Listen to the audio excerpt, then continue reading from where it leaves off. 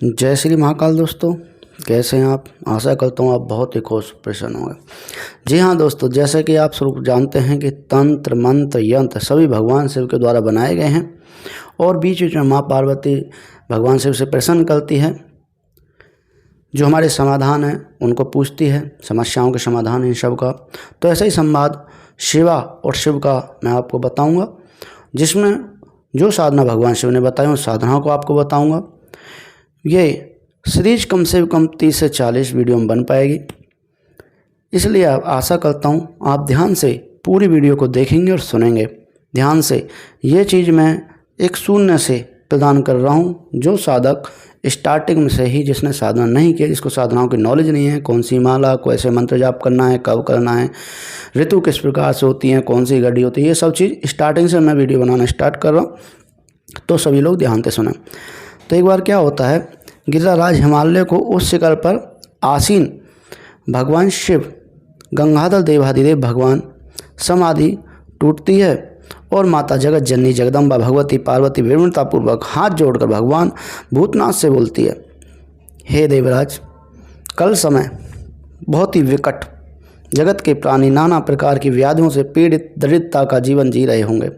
आप संसार के सकल दुख निवारण करने वाला कोई ऐसा उपाय बताएं कि कृपया जिससे रोग दरिद्रता कलेश शत्रु द्वारा सताए हुए प्राणी क्लेश मुक्त हो जाएं। तब जटाजूटधारी सृष्टि संहार कारक भगवान त्रिलोचन भगवान शिव कहते हैं, हे पार्वती, आज मैं तुम्हारे सम्मुख संसार के समस्त क्लेशों से छुटकारा दिलाने वाले उन अमोघ मंत्रों का वर्णन करता हूँ, जिनके विधान पूर्व सिद्ध कर लेने पर मनुष्य रोग शोक दरिद्रता शत्रु भय सर्व व्याधा कोई भी बांधा हो सबसे मुक्त हो जाएगा और जगत की उपाधि समस्त सिद्धियों से अनायास ही प्राप्त हो जाएंगे। हे गिरिजा, मैं तुम्हारे सम्मुख मंत्र सिद्धि प्राप्त हेतु आवश्यक 6 कर्म बताता हूँ। देखिए, मैंने पहले ही कहा है, जो साधक नहीं है और साधना करना चाहता है, तो मैं कुछ छोटे छोटे शब्दों में पूरा शून्य से स्टार्ट कर रहा हूँ। देखिए, सबसे पहले जो भी साधना करते हैं उसमें 6 कर्म होते हैं। जैसे कि जितनी हमारी हमें दिक्कत होती हैं, परेशानियाँ इनके द्वारा होती हैं। देखिए, पहला होता है शांति कर्म, दूसरा होता है वशीकरण, तीसरा होता है स्तंभन जिसे बोलते हैं, फिर होता है विश्लेषण, उच्चाटन एवं मारण। इन प्रकारों से प्रयोग 6 कर्म कहलाते हैं। 6 प्रकार के कर्म होते हैं, इनमें प्रयोग किए जाते हैं 9 प्रकार से। अब कर्म कौन कौन से हैं? मारण हो सकता है, मोहन हो सकता है, स्तंभन हो सकता है, विद्वेषण हो सकता है, उच्चाटन हो सकता है, वशीकरण होता है, आकर्षण होता है, रसायन में परीक्षण साधना होती है। ये 9 प्रकार के प्रयोग होते हैं आपके, ठीक है। जैसे कि शांति कर्म कौन से? जिस कर्म के द्वारा रोगों ग्रहों के नष्टकारी प्रभावों को दूर किया जाता है वो शांति कर्म होते हैं। वशीकरण, जिस प्रकार आप समझते हो, क्रिया द्वारा स्त्री पुरुष को अपने वशीभूत किया जाता है, राजा को सभी को वशीकरण करते हैं उसे, जिसकी अधिशासी देवी सरस्वती है। स्तंभन क्या होता है? जिस क्रिया के द्वारा समस्त जीवादियों की गति को अवरुद्ध कर दिया जाए, उससे स्तंभ कर दिया जाए, रोक दिया जाए, चाहे वो प्यार हो सकता है, चाहे समय हो सकता है, बारिश हो सकती है, अग्नि हो सकती है, वायु हो सकती है। मैं थोड़ा जल्दी बता रहा हूँ ताकि वीडियो लंबी ना हो। फिर भी जितने भी मंत्र भगवान शिव ने जितनी साधनाएं बताई उन सबका मैं जिक्र करूँगा। इसमें हो सकता है 20 से 30 वीडियो बनेंगे, लेकिन आपको एक शून्य से महायोगी महासाधक जिसको बना सकता हूँ और बन जाएगा यदि मेरी सब वीडियो को देखो। हाँ, नेक्स्ट आता है आपका विश्लेषण। जिस क्रिया के द्वारा प्रियजनों के प्रति परस्पर मित्रता स्नेह नष्ट किया जाता है। मानी विश्लेषण का मतलब होता है विद्वेषण का। जैसे कि आप किसी प्रेम करते हैं और वो किसी और को प्रेम करता है, तो उन दोनों के प्रेम को पहले विद्वेषण किया जाता है, बिगाड़ा जाता है, फिर उस पर आप उसके ऊपर वशीकरण या जो भी है वो चीज़ की जाती है, उसे विद्वेषण कहते हैं। उच्चाटन जिस कर्म करने से जीवधारियों की इच्छा शक्ति को नष्ट कर मन में शांति किया जाता है। उच्चाटन वो होता है जैसे कि किसी का प्रेम आपने नष्ट कर दिया, जैसे कि उनका तोड़ दिया, फिर उसका उच्चाटन किया जाता है। उच्चाटन काम का भी किया जाता है, जैसे किसी को काम वासना ज़्यादा उसका उच्चाटन किया जाए, उच्चाटन आ जाता है। मारण प्रयोग, जिस क्रिया के करने से जीवधारियों का प्राण संकट में आता है, इच्छा अनुसार उनको मारण कहते हैं, जिसको मार सकते हैं आप। इसके दादी देवी जो है भद्रकाली है, इसका प्रयोग भद्रकाली के द्वारा किया जाता है। ये होते हैं आपके प्रयोग।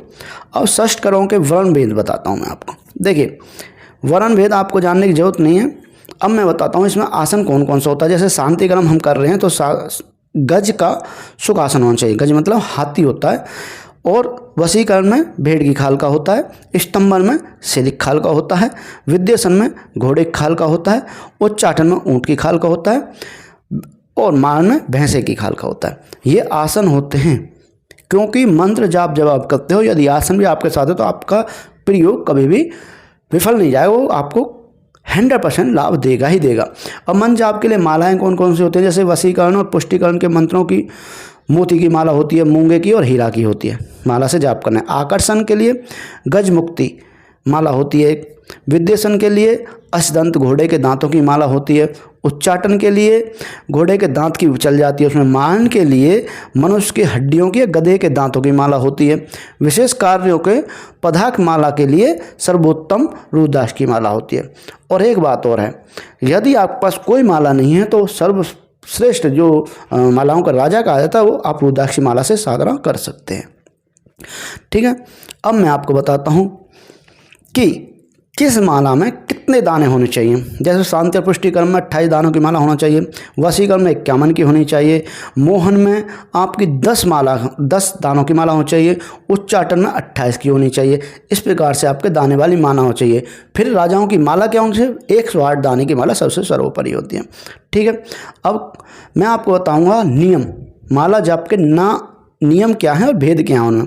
देखिए, 3 प्रकार से माला का जप किया जाता है। कोई भी साधना करे, कितना बड़ा ऋषि है, कितना बड़ा तांत्रिक है, कोई अघोरी है, 3 प्रकार से ही आप माला का जप कर सकते हैं और कोई प्रकार नहीं होता है। और सबसे ज़्यादा असरदार कौन सा वो मैं आपको बताऊँ। देखिए, प्रथम वाचिक जप होता है, जिस जप से द्वारा व्यक्ति जो जप कर रहा है उसे दूसरा सुन सकता है, उसे वाचिक जप कहते हैं। ठीक है, जिस माला में केवल आपके होठ हिलते दिखाई देते हैं, आवाज़ पास वाले को सुनाई नहीं देती, उसे उपांशु जाप कहते हैं। ठीक है, उसके बाद साधक मन ही मन जाप करता है, उसे मानसिक जप कहते हैं। मानसिक जप करने वालों को चाहिए कि अक्षरों का विशेष ध्यान रखें, क्योंकि जब मानसिक जप करते हैं तो त्रुटि हो जाती है मंत्र बोलने में। ठीक है, मारण आदि प्रयोग में वाचिक, शांति में पुष्टकर्म उपांशु जाप, मोक्ष में मानसिक जाप परम कल्याणकारी सिद्ध प्रदान करता। अब जाप में राजा कौन है, जाप में जो राजा है वो उपांशु जाप है, मतलब जो मन मन में जाप किया जाए जिसे कोई सुनाई ना दे, ऐसा हमें जाप करना चाहिए। ठीक है, अब बोलते हैं भाई, हम बताते हैं ना ये नक्षत्र उस महीने में ये करना चाहिए, उस नक्षत्र में ये करना चाहिए। और मैं आपको शस्त्र में ऋतु विचार बताता हूँ। सपोज करो किसी ने बताया वर्षा के सावन महीने में ये चीज़ करना है, और कोई कहता है जुलाई महीना में ये करना है, लेकिन एक ही दिन में सभी ऋतु आती हैं। आप उस समय पे यदि आप वर्षा मौसम का वेट नहीं कर सकते हैं तो एक दिन में ही 6 ऋतु आती हैं। वो कब कब आती हैं मैं आपको बता देता हूँ। एक दिन तथा रात्रि में जो घड़ी होती है वो 10-10 घड़ी का प्रत्येक ऋतु होता है। ठीक है, जो एक ऋतु है वो 10-10 घड़ी का आता है पूरे दिन में, यानी प्रत्येक ऋतु का समय क्या हो गया, 12 घंटे होता है। और इसका क्रम निम्न प्रकार होता है, प्रथम सूर्योदय से 10 घड़ी यानी बोलते हैं 4 घंटा, 4 घंटे के लिए बसंत ऋतु होता है। द्वितीय 10 घड़ी में जो नेक्स्ट आपकी घड़ी आएगी 4 घंटे के बाद। ठीक है, जो 10 घड़ी में ग्रीष्म ऋतु आती है, फिर तृतीय आती है घड़ी आती है वो वर्षा ऋतु को आती है। चतुर्थ घड़ी शरद मानी गई है और पंचदश घड़ी हेमंत और षष्ठ घड़ी शीत ऋतु मानी गई है। कोई आचार्य ऐसा भी कहता है कि प्रातःकाल बसंत ऋतु है, मध्यकाल में ग्रीष्म है और दोपहर ढलने पर वर्षा है, संध्या समय शीत है और आधी रात को शरद है। रात्रि के अंतिम पहर में हेमंत ऋतु होती है। इस प्रकार हेमंत ऋतु में शांतिकरम, बसंत ऋतु में वशीकरण, शीशन में स्थवन, विद्वेषण, वर्षा में उच्चाटन और शरद ऋतु में मान प्रयोग किया जाता है। लेकिन अब ऋतुओं का राजा कौन है, ऋतुओं का राजा आपका ब्रह्म मुहूर्त है, 4 से 6 वाला, उसमें आप कोई भी कर्म कर सकते हो। अब बोलते हैं अब भाई समय कौन सा है, तो समय विचार है दिवस के प्रथम पहर में कोई भी नक्षत्र इतना प्रबल नहीं होता है। कोई भी आपके साथ कोई भी चीज़ें बोला ये नक्षत्र आपके साथ नहीं है, ये क्या बोलते हैं जो आपके ये देवता आपको कष्ट दे रहा है, मतलब आपको जब आप ब्रह्म मुहूर्त में कोई कार्य करेंगे तो आपके ऊपर किसी भी नक्षत्र का प्रभाव नहीं रहेगा, उस समय आप कुछ भी कर सकते हो। अब दिन विचार बता देता हूँ। दिन जैसे कि शांति के लिए गुरुवार होता है, वशीकरण के लिए सोमवार होता है, स्तंभन के लिए गुरुवार होता है और विद्वेष के लिए शनिवार होता है और उच्चाटन के लिए और मरण के लिए शनिवार होता है। ये मैंने आपके बता दिए हैं। अब मैं दिशा बताता हूँ। मंगल बुध उत्तर दिशा, काला सोम शनिवार, पूरब न चला, रवि सुसुप्त जाए, होए हानि पथ मुख नहीं हाय, गुरु को दक्षिण करे पयान, निर्णयता को हो न आए। इसका मतलब ये है दिशा सूचक जो होते हैं हमें मानना चाहिए, और जिस साधना में जिस दिशा का वर्णन होता है उसमें आपको करना चाहिए। यदि आप दिशा में नहीं करते हैं तो ऐसा नहीं है आपका कर्म पूर्ण नहीं होगा, आपका साधना पूर्ण नहीं होगी, लेकिन उसका असर थोड़ा कम होता है, थोड़ा समय ज़्यादा लग जाता है। ठीक है, तो इस वीडियो में मैंने आपको पूरा बताया। अब मैं आपको बोलते हैं बाद में हवन और दर्पण भी होता है साधना का, तो इसको मैं बता देता हूँ। जैसे कि षष्ठ कर्म प्रयोग करना, हवन सामने पृथक पृथक लगती है। साधक को चाहिए जैसे प्रयोग करे उसके अनुसार हवन सामने करे। जैसे शांति कर्म में दूध, घी, तिल और आम की लकड़ी। पुष्टिकर्म में दही, घी, बेलपत्र, चमेली के फूल होते हैं। चंदन, काले तिल होते हैं। आकर्षण में चिरौंजी होती है, तिल और बेलपत्र होते हैं। वशीकरण में राई, नमक, उच्चाटन होता है। उच्चाटन में धतूरे का होता है, धतूरे के बीज मायन। और जो मायन प्रयोग में क्या है, रक्त, विष, धतूरे के बीज होते हैं। इससे हवन करना चाहिए। बाकी हर साधना में आपको बता देता हूँ। तो जो भी शून्य से साधक इस चीज़ को स्टार्ट करना पड़ रहा है, पहली वीडियो में मैंने बता दिया है किस दिशा से कौन सी माला किस समय पर कैसे करनी है।